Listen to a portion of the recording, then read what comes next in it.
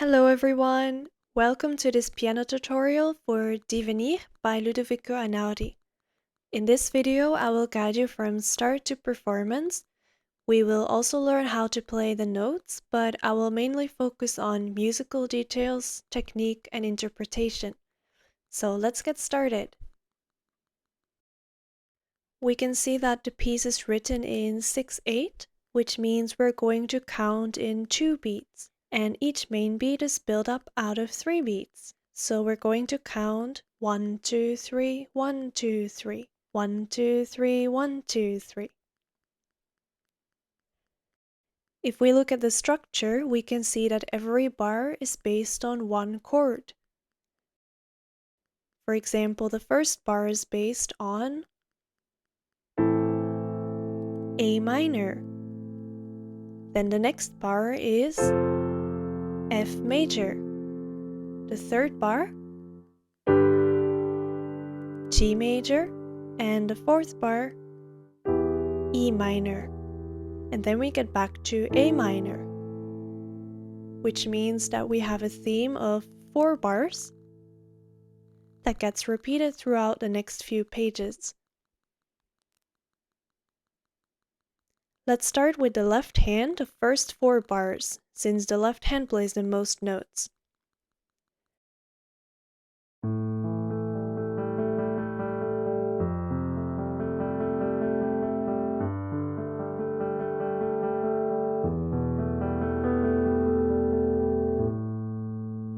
We can notice there are a lot of repeated notes in this part, so it's important to put a strong bass, since this first beat is the most important one. If we would emphasize all the small notes, it will end up sounding quite messy.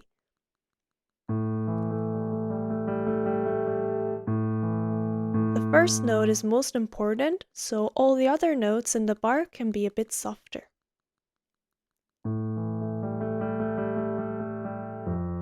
Try to play towards the next bass note. This one is again important. In order to play the bass note a bit deeper, you can also use your weight for it by using your wrist in a downwards motion. You don't have to hit on it very hard like an accent, but use a natural circular motion like this.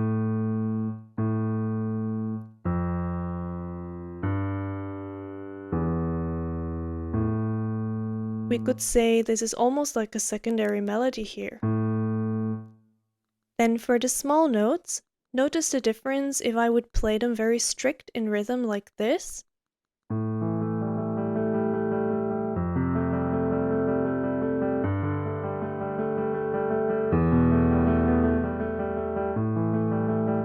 And if I add some rubato like this.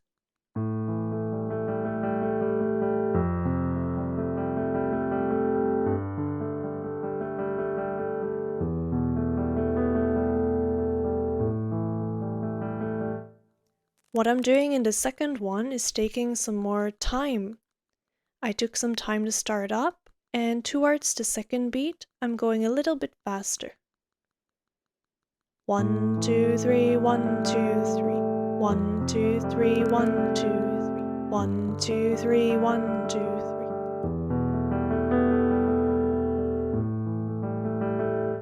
Like this, I create some wave-like motion, which makes it slightly more interesting to listen to when playing lots of repeated notes. And also it creates some time to do the jump at the end of the bar. You can take your time to move to the next bar, which makes it easier to play. Next, let's look at the right hand. The right hand doesn't play many notes, but it does play the melody, so it's very important. If we look at the melody part, we can see it's based on the same chords, the same 4-bar pattern. But since we have a long note in bar 7 and 8, and after that the whole thing gets repeated, we can conclude that we actually have an 8-bar pattern. So 2 times 4 chords. Let's play the right hand.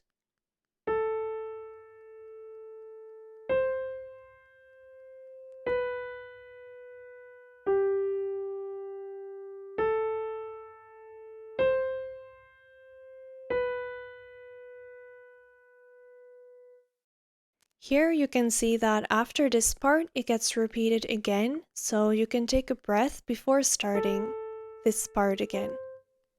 If we look at the melody line, how could we phrase this as a melody? The most logic thing we usually do in classical music is playing towards the highest note of the phrase. So we could say play towards the C, right? A, then a bit louder towards C, a bit softer to G, and then very soft to E.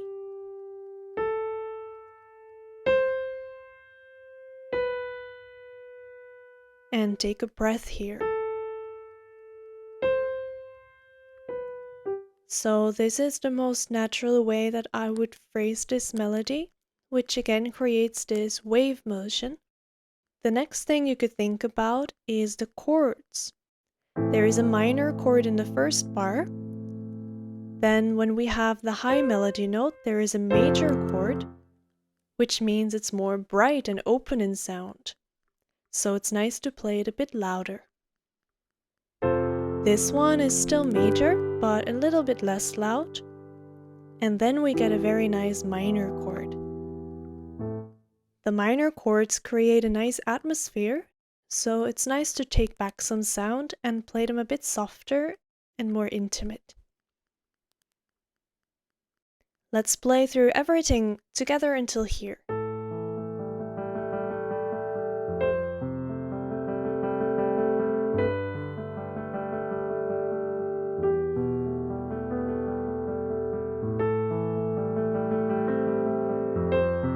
We can play it like this. The next thing we should think about is when the left hand's pattern slightly changes.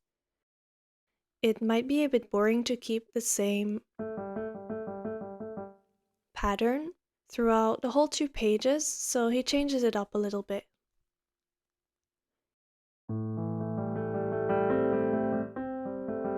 Here he's going up a little bit, so it changes a bit. Usually if something changes, we try to emphasize it a bit to show that it's different, so more important.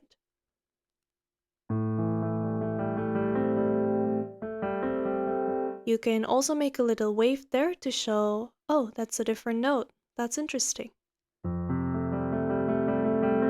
Also, the fact that these different notes are each time on a different beat makes them even more unexpected, so it's nice to show them to your listener.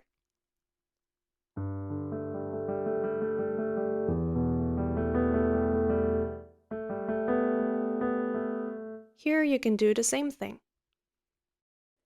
Then after that part, in the next 8 bars, we get an E. This one's even higher, which means he's slowly starting to build up. So again, here you can show it is a higher note than before, so a bit louder.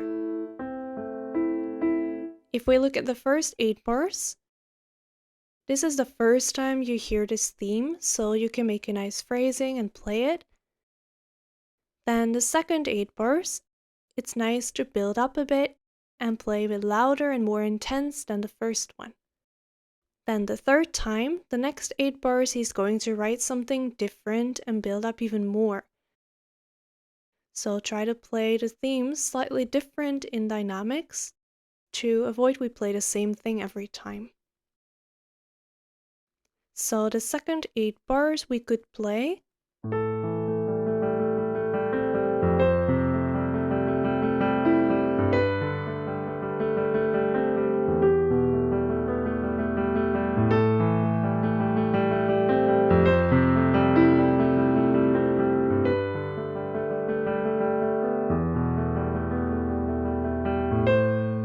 a little bit louder than the first time. Now we get to the third 8 bar pattern. Here he changes the melody line. The chords are the same, but it goes a bit higher. The melody is higher, but also the left hand. This becomes, it's going a bit higher, a bit more intense, so here we can again go a bit louder. So try to build up each 8 bars and watch out to not suddenly go a lot louder, because then we can't build up anymore.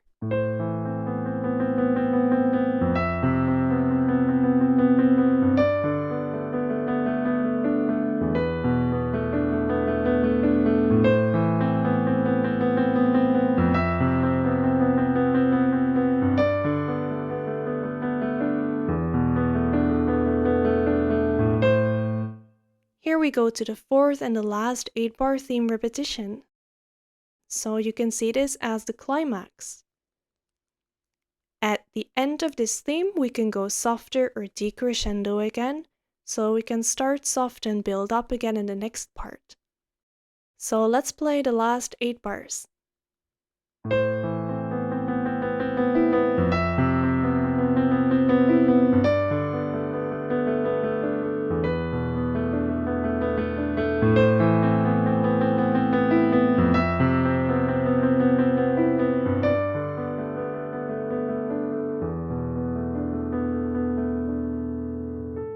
Here the real next part starts. It's the end of the first part. So we had 4 times 8 bars, starting soft, a bit more, a bit louder, and then the loudest climax, ending again softer to start with this next part. The next part has the same left hand, the same pattern, but the right hand gets more melody line, gets something different to play. Also, the rhythm is different here. We get the 1, 2, 3, 1, 2, 3. 1, 2, 3, 1, 2, 3. 1, 2, 3, 1, 2, 3. 1, 2, 3, 1, 2, 3. That's the new pattern. Let's play it together with the left hand.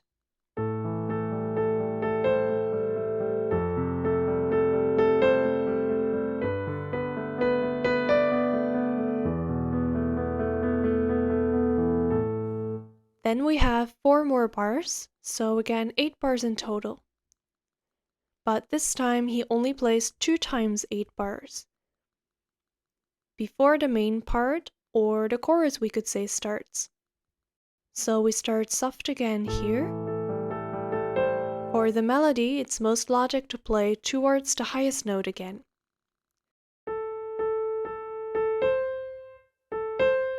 Towards the second note, C.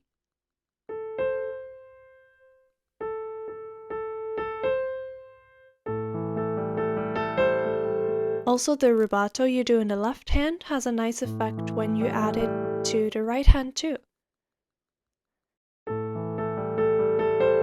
So it doesn't feel too robotic here.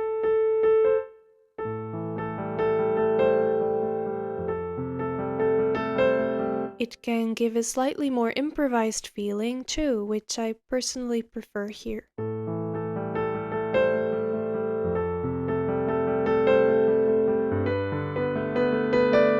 Here, the G major chord is more logic to be loud in this part, louder than the F chord, because the melody is higher here.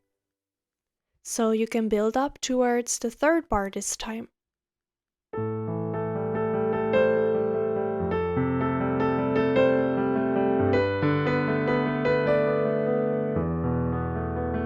And a bit less, and we go again.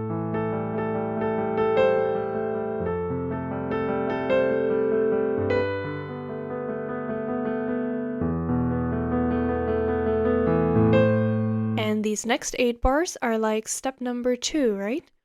We're going a bit louder and build up even more here. The left hand here changes and gets slightly more tricky to play. The easiest way is to put your second finger over to E here. And then go back to play this part.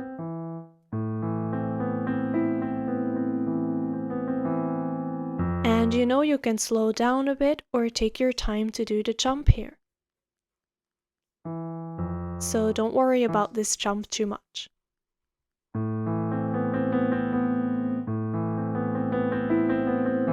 Take your time to put the bass note, because it's important that it's loud and clear enough here. Then let's try to play the last 8 bars together.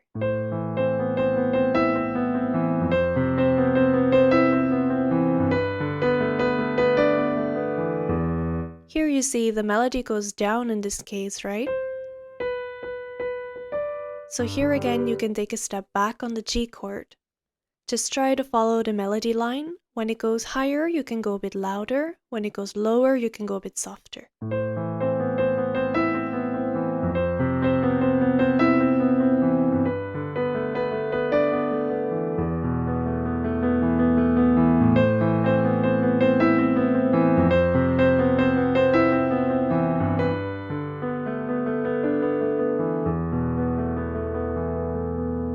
Here at the end we have two choices.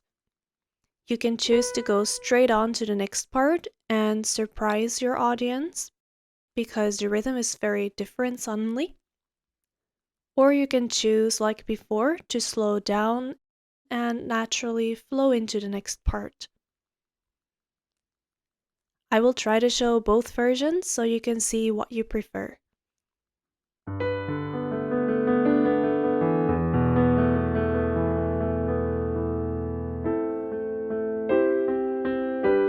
We can do this, or you can do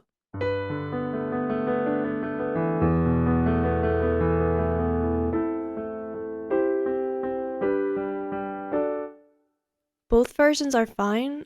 I will choose the slowing down version for now, just because I feel like it. Let's try once more.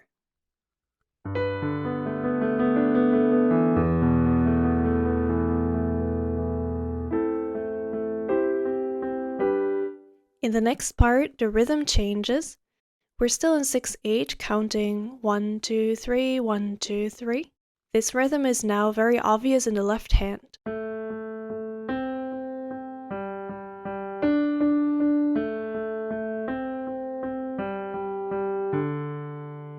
Let's look at the chords here. We have A minor, but instead of F, we now get C major, then G major, and D major. And again the same 2 times.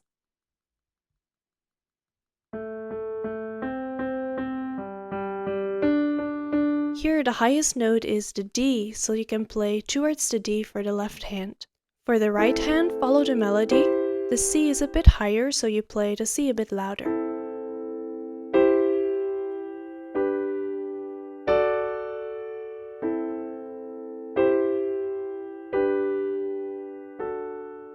Try to think of the highest note of the chord as the melody line.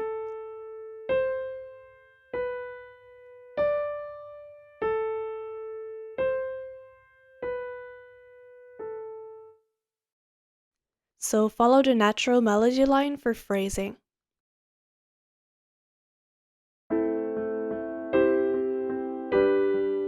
Make sure your right hand, the melody, is louder than your left hand.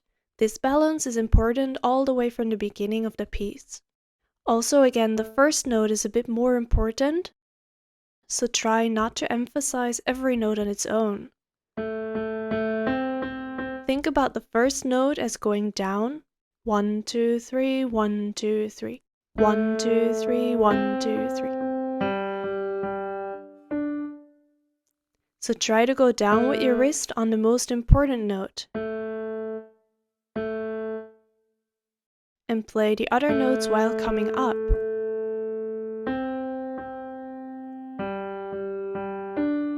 Then they will always be a bit softer without having to think about it.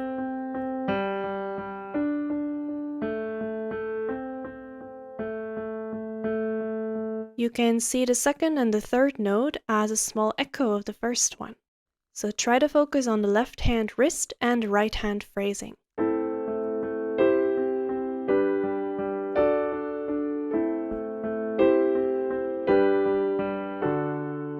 Usually we would go down here following the melody, but since it's going straight into the next part, which is the most important melody of the piece, it would be better to make a crescendo here and go louder.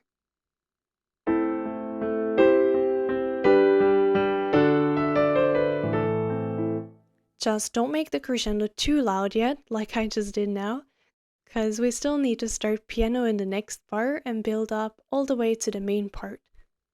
So let's start a little bit softer here. Also again here,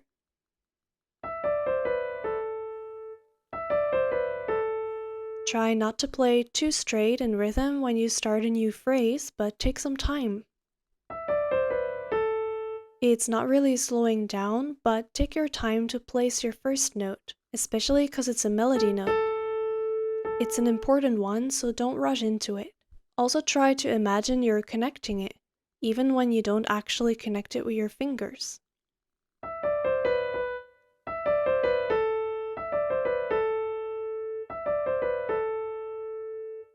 Just pretend that you're playing it without jump.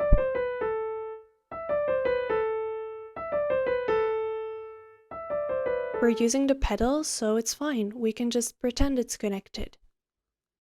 Then the next part of 8 bars is kind of like the intro of the main chorus of the piece.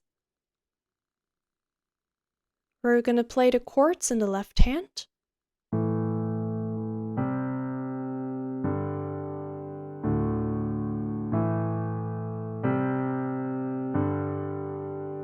And then again,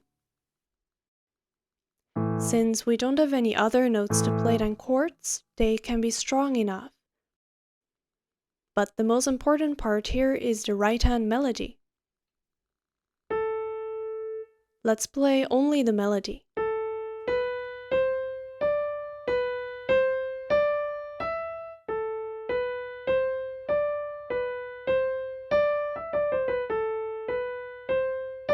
That's the actual melody. Here the most important part will be our pinky finger. This one should be the strongest. We're going to add these chord notes just for harmony there. But they are not important at all, so try to play them as soft as you can. And focus on the melody line. If we play everything loud, especially if the left hand adds as well later, there will be a lot of sound. And you can't really hear the melody anymore. So it's important to get the balance right. Instead of doing, I can do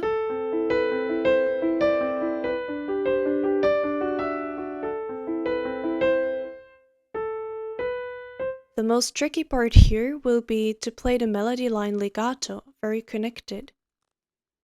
Even when you're just using your pinky finger. Even with your pinky, try to play legato. Play louder towards the higher notes. Play towards the D. And again. Here, per 1 bar, you can choose to do a little crescendo, because the melody goes up.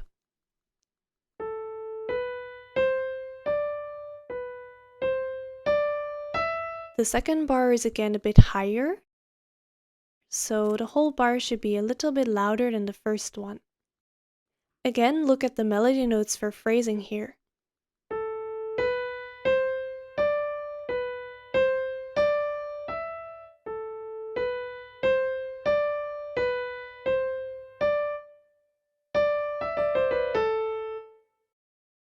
Let's try everything together just one time slowly. Focus on the pinky. To practice, try to exaggerate the gap. Melody very loud, other notes as soft as possible. Here we get in trouble because it's very far to reach. But try to use your wrist to feel like something's pulling you up in that direction. I feel my arm pulling myself in that way, so it feels natural to go up legato without playing like.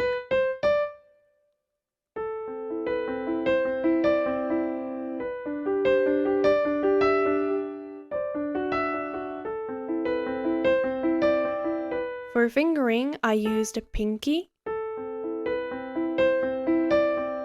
Here you can choose to start with 4, since that's logic 2. Here you could also start with 4. 4, 5, 5, 5, 4, 5, 5, 5. That's also fine. It doesn't really matter as long as your pinky is strong and you have a good phrasing. With the left hand, focus on the first beat going down.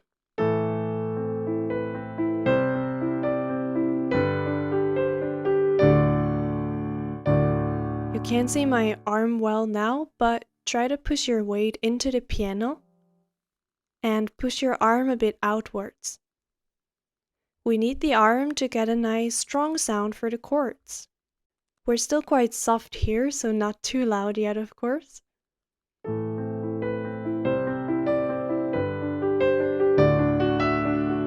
here again crescendo, and when the pattern starts again, you can go softer again.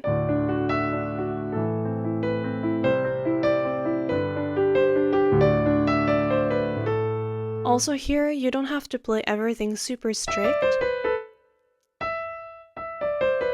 You can add some rubato. It's fine to play a bit more freely and add something of yourself to the piece. Now we get to the main part of the piece that everyone knows.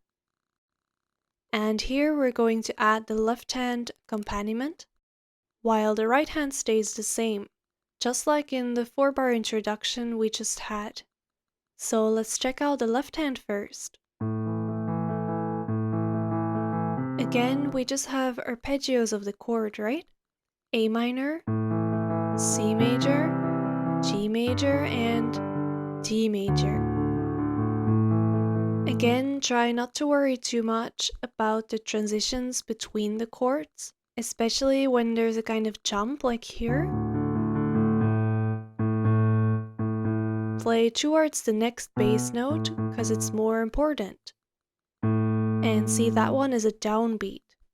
So try to practice this ta-da, ta-da.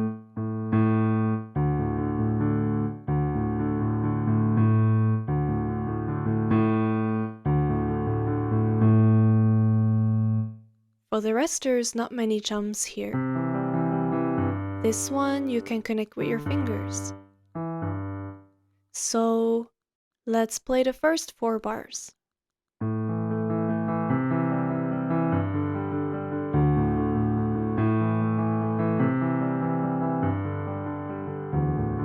Also here, same thing as before, try to focus on the bass note because it's the most important note. And all the other notes a little bit softer, because all the notes in between, if you play everything loud, it will become like a cluster of sound, so try to get it like important. And these notes all soft. Strong beat, and the rest all soft. Strong beat, soft.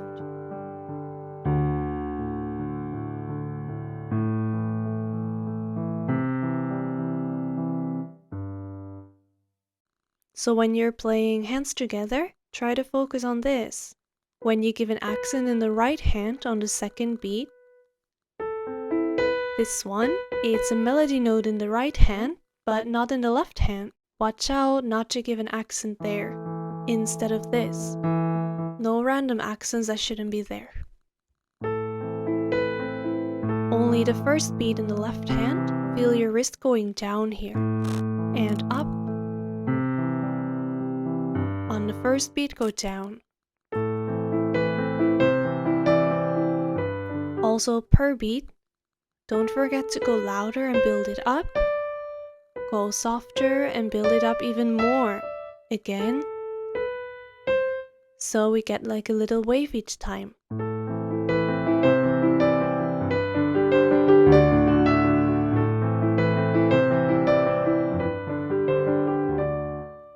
If you have difficulties with the transitions in between, try to stop on the first note of the next beat. If you stop here, you can be sure to feel this note very well, which will help you to get the transitions more confident.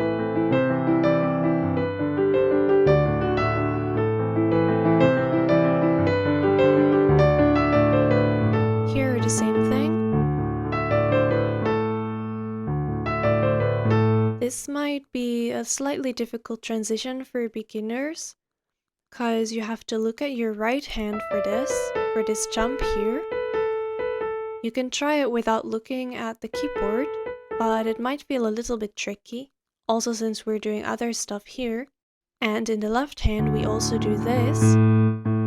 So actually we need to practice this movement. This transition here. This one also is an important one, since we're going even more forte now. So it's good to have a confident beginning after this transition.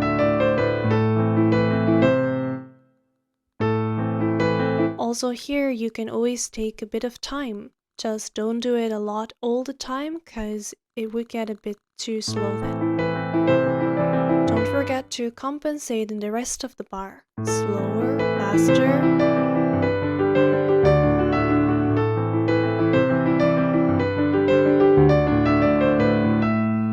Until here we have 8 bars of this theme, and the next 8 bars are the same left hand, same chords, but the melody will develop, will do something different. So we're forte here all the way until the next part.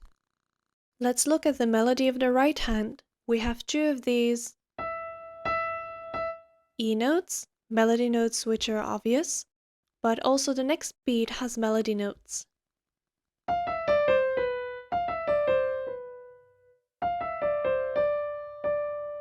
Actually, we can see all these as melody, everything except the very low notes. So not this G. This is melody.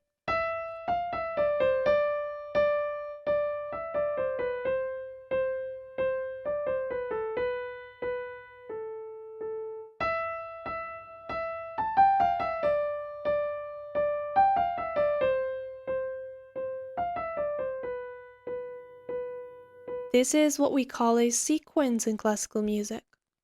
Each bar, or 2 bars, we're going 1 step lower. So we get small scales going down towards the next beats, right?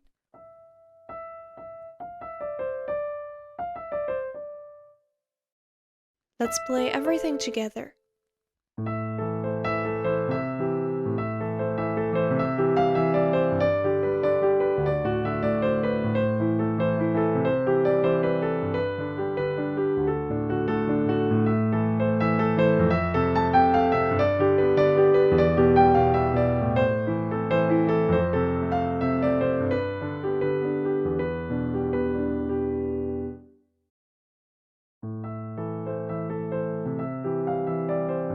Since we're going down, 1 step down each time, it's more logic to start loud or forte, and each time we go down, to go a little bit softer. Loud, 1 step softer,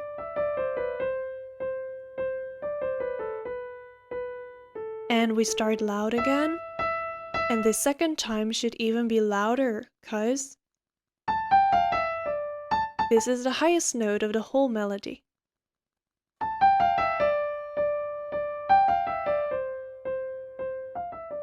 And a bit softer again.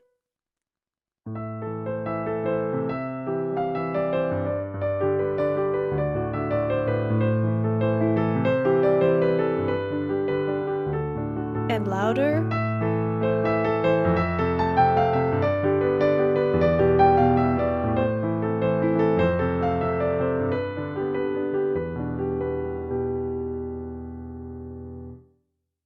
Then there's one transition that is slightly tricky in my opinion, which is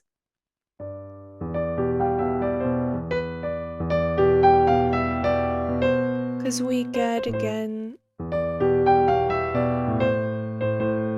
here we have to lift our hand to do this, and here we can't look like this with our eyes, so we have to choose one side. So what I naturally do is very quickly checking my left hand, making sure my hand is ready on the right note, and then I just focus on the right hand, so they are together. I check this, and then I do, which all goes very fast, but that's how I usually deal with a place like this. You can also try to do it on muscle memory, or on feeling if you play it a lot of times. Then you can manage to do this, to get really good at it as well.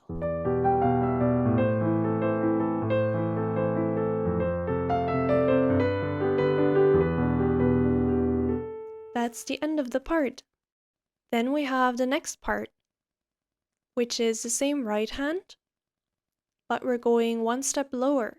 We had our climax, and now we're going a bit less again. So we get our chords in the left hand again. There's one difference here, which is the F in the bass. He wants to give it different chord feeling there. Like, it makes you assume it will be F major. But actually it's still A minor. If you listen to recordings, you'll notice that most people play this chord as A minor, because if you don't have huge hands, it's difficult to reach with an F. You can do an arpeggio there, but then it's difficult to connect the melody because of your pedal. It's difficult not to get.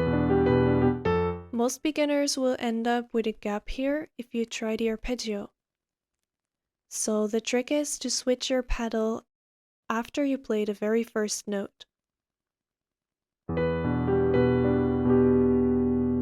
So what I do is, I change the pedal on the F, and then I play the rest.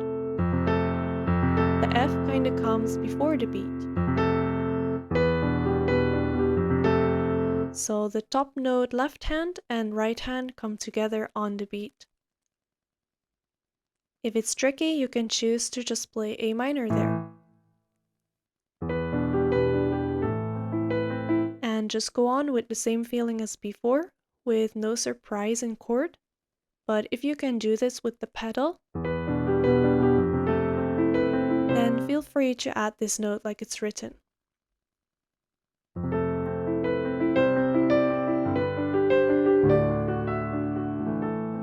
Sometimes it can be nice to change the color, especially on the D major chord. It's nice if you're aware of the harmony here. And I'm building up again here. Here we also transition to the next note up here.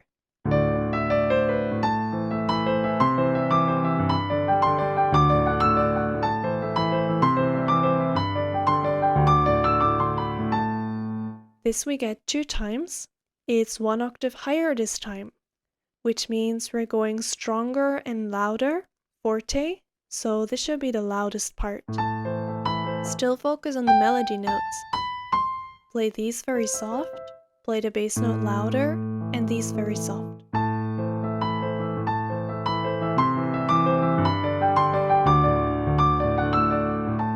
This part repeats once more, and then we get a transition to the next part.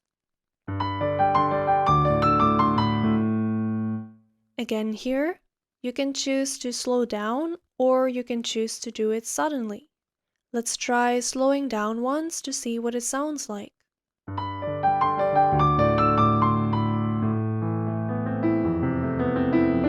The rhythm and tempo go straight on here, so it might feel a bit uncomfortable to slow down too much here.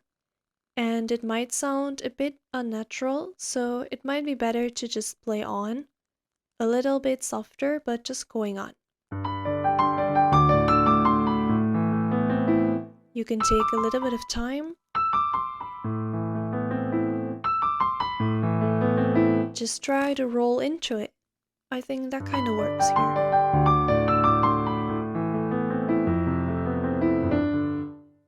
This part is a bit softer. And our hands will take turns, right? It's 1 chord, 1 arpeggio going up, so try to make it sound like you're playing it with 1 hand. So make sure it doesn't sound like 2 separate hands.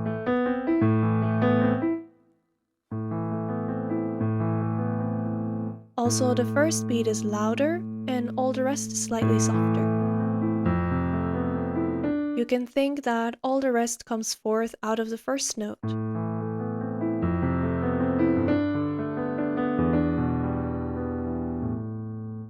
Then the same thing is repeated.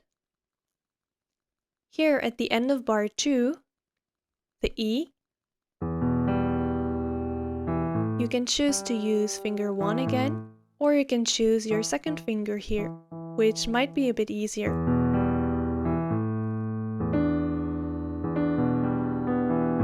Since we're going to A, second finger can be easier. In the right hand, I can play towards the first beat of the second bar, D. And then again softer, because it's again this minor chord.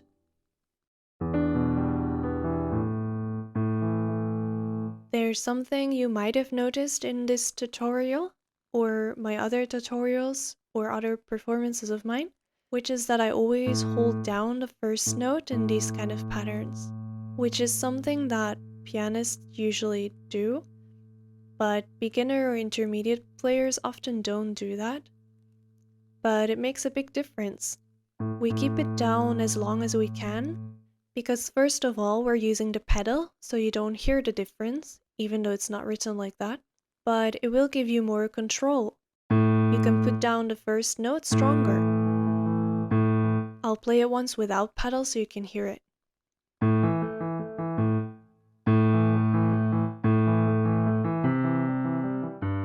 I always hold down the bass note, the pinky, because it's stronger, and it's way easier to control the other notes too. If you release it right away, the chance that you'll play these notes very loud or harsh is way bigger, so it's easier to hold it, so they will automatically be a bit softer.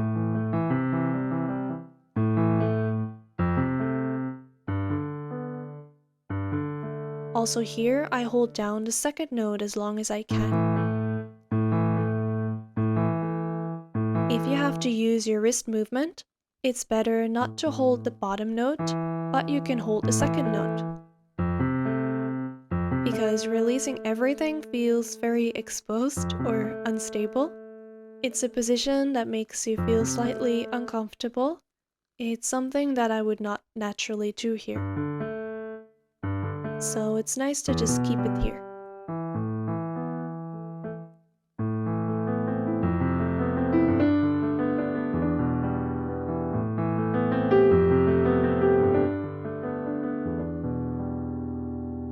Here we have a fermata sign, which means you can hold it as long as you want, or at least double of what's written, they say. Just keep it as long as you want, and start again when you're ready. Try to not make it look counted, but it's nice to make it feel natural. Just take a breath and start again with your music when you feel like it. Don't be scared to enjoy the silence too. Then in bar 3 and 4 of this part, we get a G in the right hand. It's higher than before, which means it'll be a bit louder. Show the G because it's different than before. And again softer to E minor.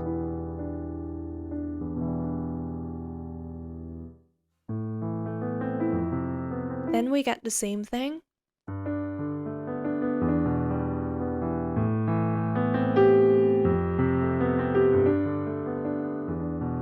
It's exactly the same twice, but when that happens in classical music, we usually try to do something different with both versions. You could choose to do something with dynamics here. We run into the first bar coming from forte. So it could be nice to keep playing forte in this part. And the second time this part appears, we could play it a bit softer. Or give it a piano sound with a different atmosphere. That's the option I will choose for now.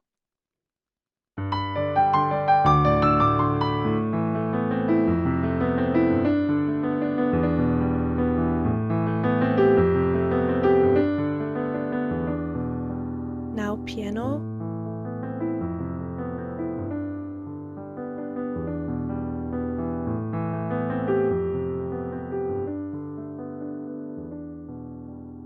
I'm slowing down a lot because we're going to the most quiet and relaxed part of the whole piece. So take some time to roll out of this heavy part and calm down. getting ready to start the more quiet, emotional part.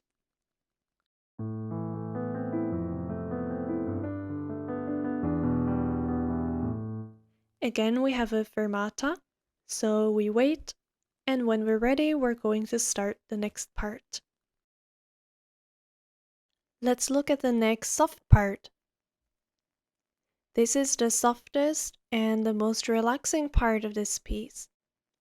The left hand stays very simple, just arpeggios, but the right hand is going to do a different rhythm here. This rhythm might be a bit complicated to beginners, so I will explain how to play this one. We're counting 2 times 3 beats, right? 1, 2, 3, 1, 2, 3. 1, 2, 3, 1, 2, 3. The right hand, since we need 2 notes on 3 beats, the first one will be on beat number 1, and the second C will be, like it's written on the score, in between beat number 2 and 3. So right after number 2. 1, 2, and 3. 1, 2, and 3. The easiest is to think and after the second beat. 1, 2, and 3. 1, 2, and 3. The original is a bit faster, right? We were counting 1, 2, 3, 1, 2, 3. So let's think and after beat number 2. 1, 2, and 3. 1, 2, and 3. 1, 2, and 3. Like that. If this rhythm is difficult for you, I would advise to play it while tapping the beat, every beat, 1, 2, 3, 1, 2, 3, with your left hand. Tapping or playing a note is fine too. Just a practice to get this rhythm right. Also, it will be a bit more difficult too if you tap the beat with the left hand while playing the right hand. For now, so you can hear it, I will play the beat with my left hand. Not the left hand as written, but just the beat. Listen to the beat and where I place the notes of the right hand.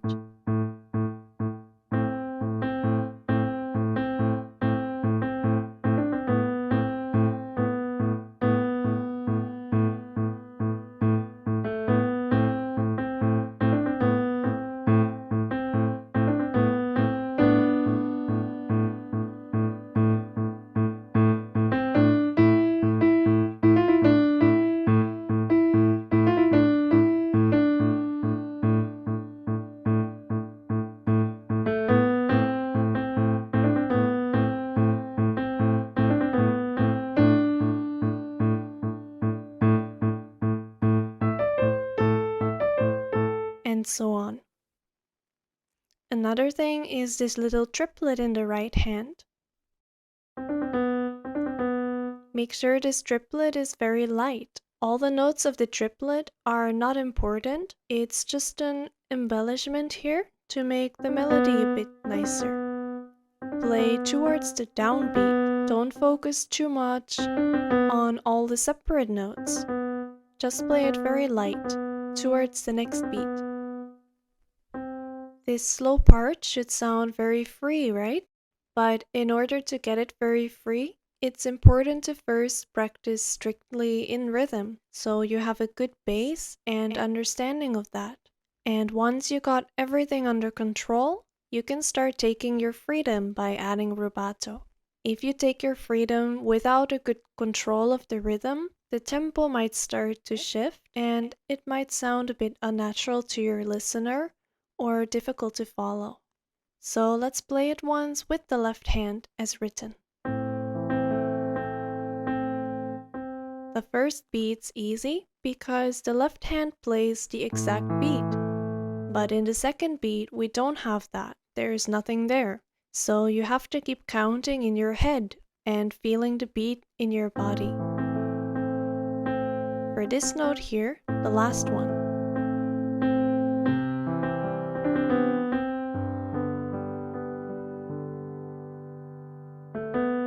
Here as well, you should keep counting, but it shouldn't sound like you're perfectly counting there, like this. Just try to make it sound natural here. 1 and da da da. Just feel this upbeat as if you're starting something new and take a breath before. Also, this upbeat is not so important, so play towards the first downbeat, the C. We have 4 bars of melody each time, actually almost 3, since we don't play any notes in the last bar. So let's try to make a nice phrasing for these 3 or 4 bars. I would suggest starting soft, going a bit louder towards the second bar, and playing the third bar again a bit softer. So we get this wave pattern again like before.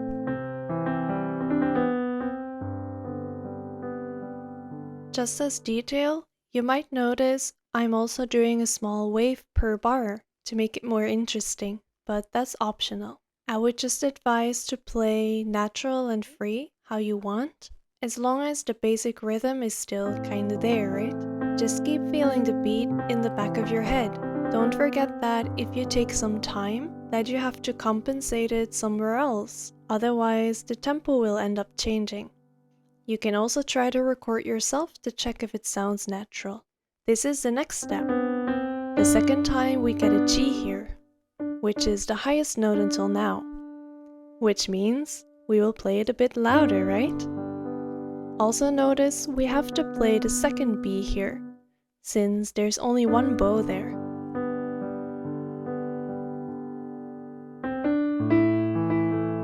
Here we're going one step higher, not C, but E. So again we're going a bit louder. Also the left hand is doing something different here. It's going up to the C here. You can just use your second finger for this extra note. Let's play it with the right hand.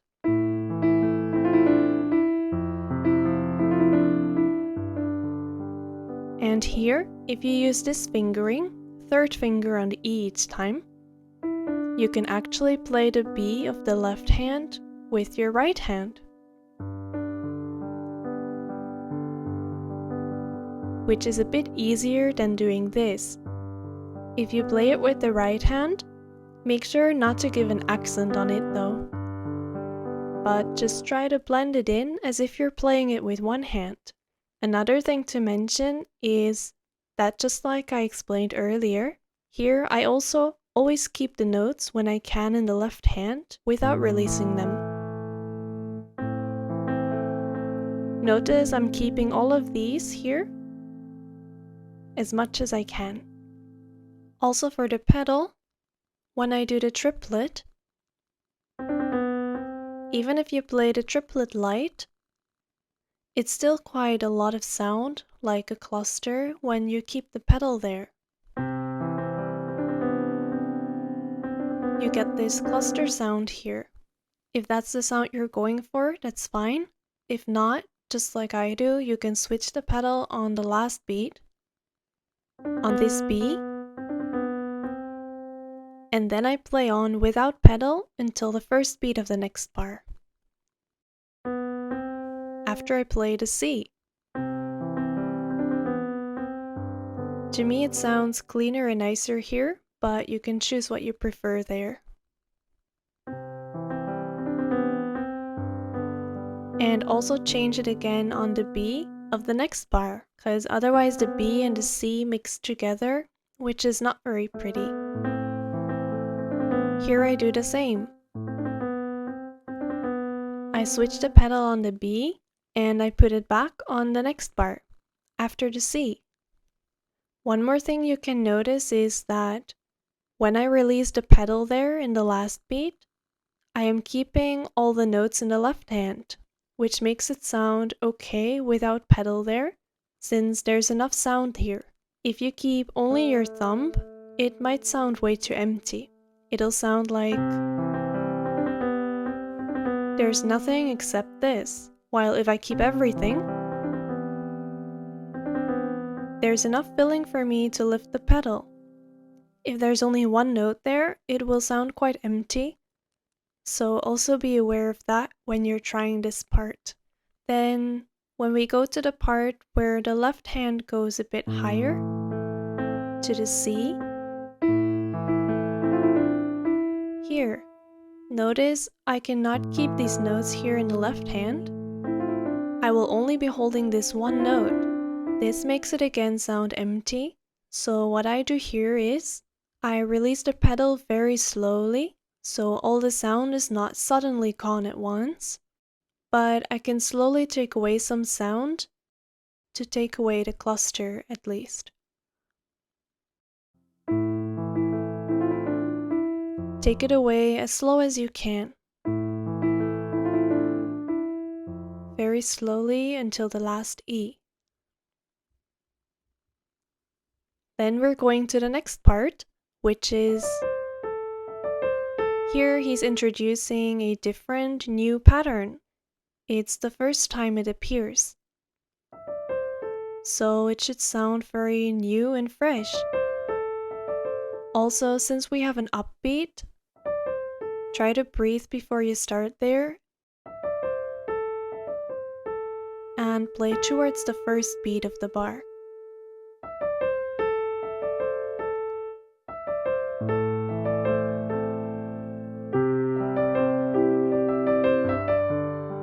And here we're gonna keep the G while playing the right hand. So this time we have to play this note here with the left hand, since we can't reach it with the right hand.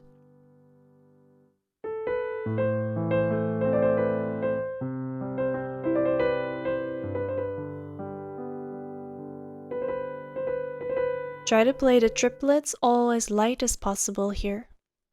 This part I do a bit softer, because this is just like a little ending, and I want to focus on the new pattern here. Next, we get some development on this pattern. We suddenly get more notes, and more notes in this case means louder.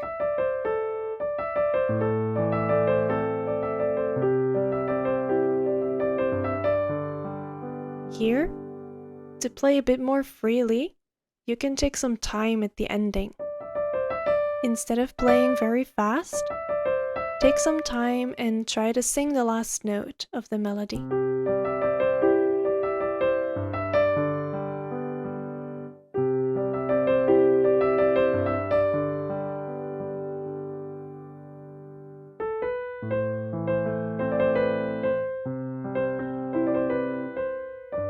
Here we have the B that we keep. That's the end of this part. Now we're going to a very different part.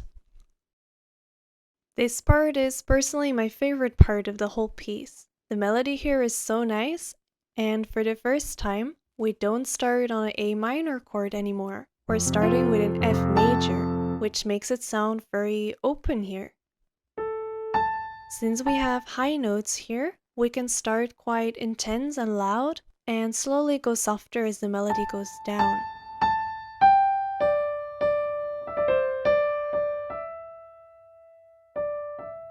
Don't forget to sing the last two notes here too. It's melody, so it's important. Also, instead of thinking only per 4 bars, also try to think per 8 bars, or 12 bars in this case, to see the big structure so you can connect everything. Even when there's a long break, don't just wait and count, but keep feeling the tension here. Until we go on, this is important so we can keep the piece flowing, even when there's a lot of breaks or times you have nothing to play. Instead of seeing it as waiting, keep listening to those long notes and stay in your role of performer. Here, play towards the high note, and no accent on the upbeat, right? The left hand has arpeggios again. These notes you can connect easily. Again, strong first bass note. We're going higher each time a bit louder, except the last one. A minor, so not too loud on the end of your phrase. Here, build up, but louder, and then suddenly, it's a minor chord, so it's nice to take back some sound there. So if we play it together, let's play it once very slow, just for the rhythm. 1, 2, 3, 1, 2, 3, 1.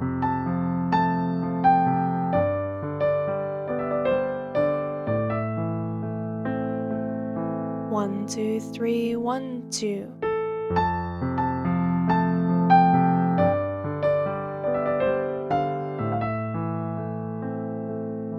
1, 2, 3, 1, 2.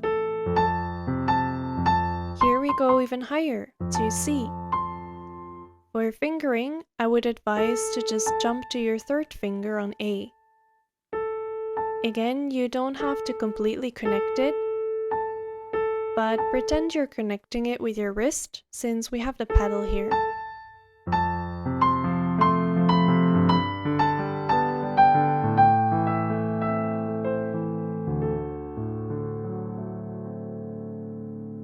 This is the highest part of this whole section, so this should be the loudest climax here.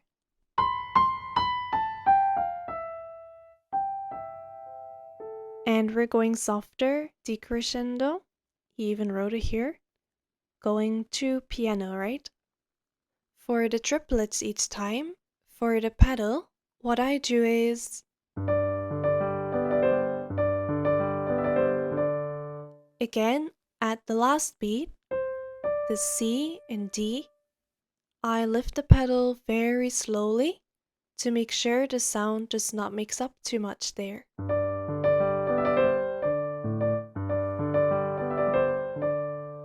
And this is the most important one, cause if you put the pedal on the first beat, do you hear these two melody notes mix up? But we only want to hear this one in the pedal. So what I do is, I lift the pedal when I play this, and now I put it back. Lift and down. Also, if we hold these notes here, you won't need a thick pedal at this spot. So we get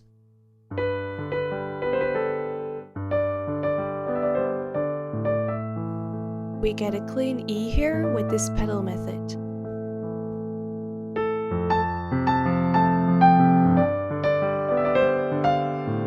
And here it can be nice to go a bit more intense, cause the F here is different. It's like a psi motive. Ta-da. In this case, the first and the highest note will be a little bit louder.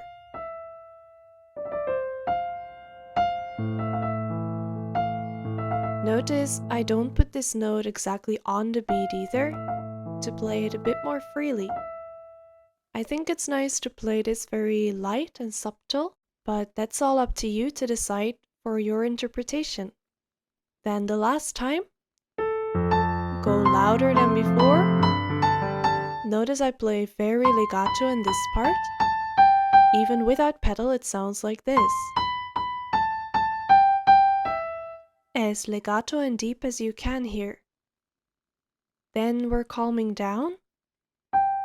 From this E here, we have to hold down the chord notes one by one, E, C, and A. So don't forget to use your fourth or at least third finger here. You can switch finger on the second E, so you can hold them all down. Let's play it once more. And also when we do the decrescendo, try to listen to the last chord. This D major. This is the most important note in the left hand. It could have been, but instead he uses F sharp, which gives a special atmosphere here. It's different, so show it.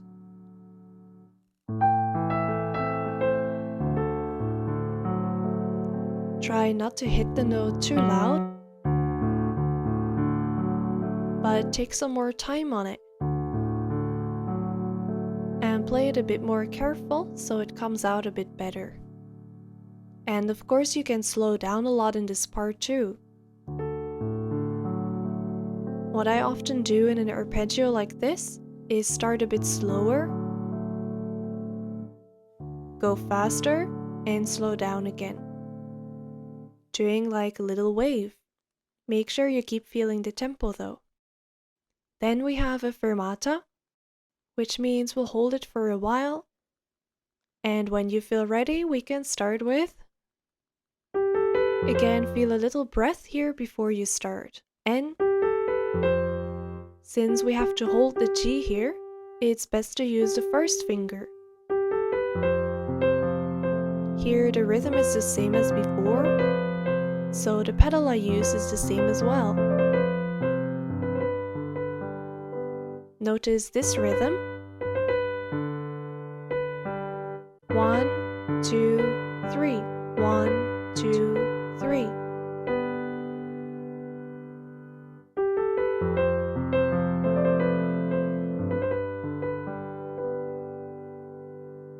Here we have to count more or less.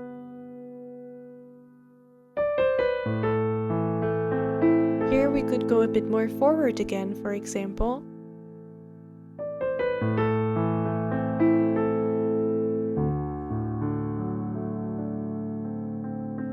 Also here. These two notes we will have to hold, right? The melody note is more important than the arpeggio, so a bit louder.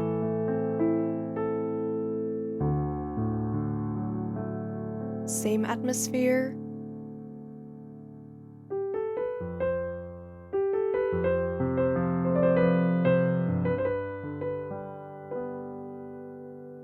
This is the end of the slow part, so here we get an important transition.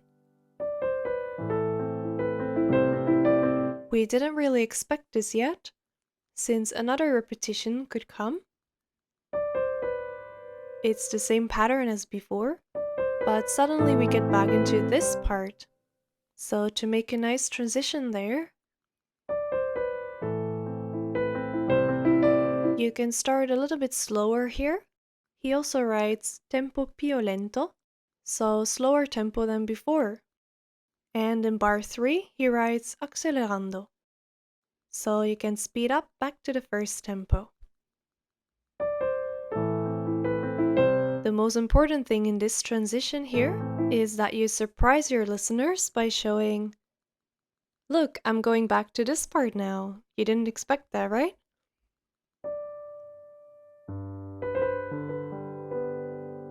Here we expect this part again.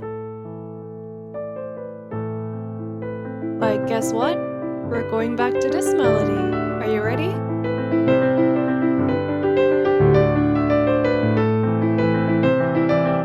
And then you can just roll back in. So it gives a nice effect to start a bit more hesitant, and then you suddenly remember how it went. Oh yeah, it's this part. I know this, let's go. Take some time here to sing. You can make it more dramatic here. It's only mezzo forte though, so don't play it too loud yet, since we still need to build up to forte.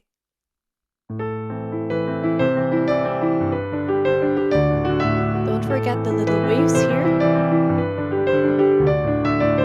Now we're in forte, right?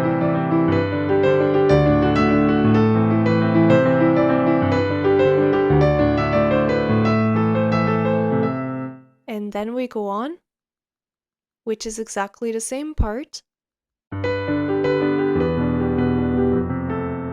until here. We have an F bass here, so you can try the same pedal method for the left hand, arpeggio, F before the beat.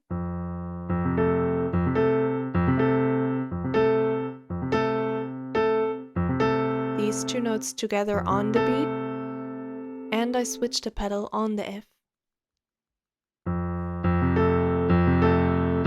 This part might take some practice, or you can replace the F bass with an A. If you want the F in the pedal, you need to switch it on the F very quickly, and not after. So we get...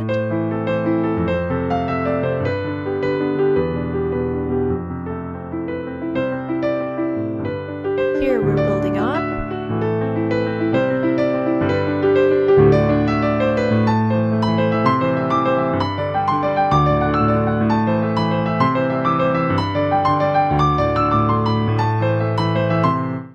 It's 2 times the same thing, right? So to do something different here, we could play more intense, but we're already playing forte, so we can't do much more in dynamics really. But we can do something with timing. You can take some more time or play it a bit more rubato and free than before. Interpreting it a bit more is an option here if you want to do something different the last time. Then we're going to the last part. Here we're getting subito piano, so very soft suddenly. We're very forte or fortissimo, and we're going to surprise our listeners with the piano sound here. To surprise, we should probably not slow down too much in the previous part. Very piano suddenly. We should try to remind ourselves of the beginning where we had this part. Now we only play one note, but still try to feel the 1, 2, 3, 1, 2, 3, like a bounce per beat. Try to feel the little bounce as going down on the first beat and then bouncing up.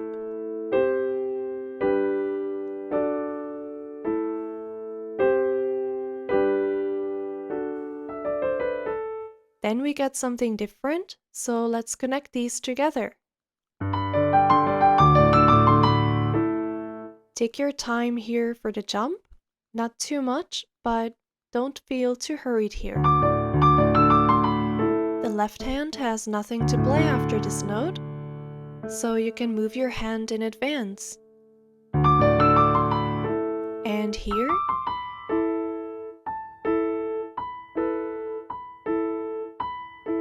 try to feel your arm going in a round motion like this. Practice this jump without hurrying here. You can try to keep your eyes on this chord already, so it's easier to jump there. Bounce here. Now we get 2 notes. We don't play 3 notes in the left hand this time, so you don't have to count 1, 2, and 3, but you can just count 1, 2, 1, 2. As long as the tempo is the same.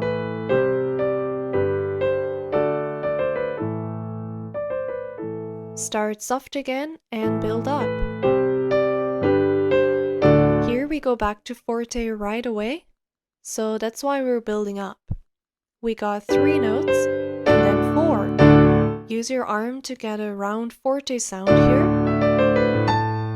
Then we go back. So in total we get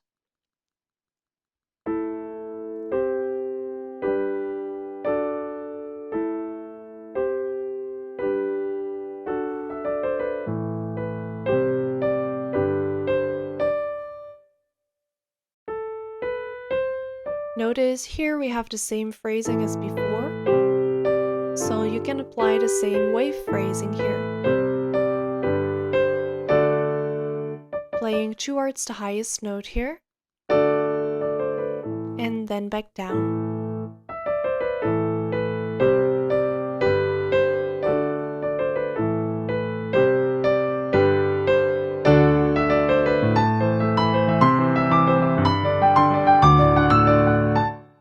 This we do twice, and then we get to the ending of the piece. This is quite interesting because we get a bar of rests. There's also a crescendo going louder towards the bar with rests, which means we should play. It should be a very sudden ending, as if you're expecting an ending chord, like this. But there's no chord. He just left it an open ending.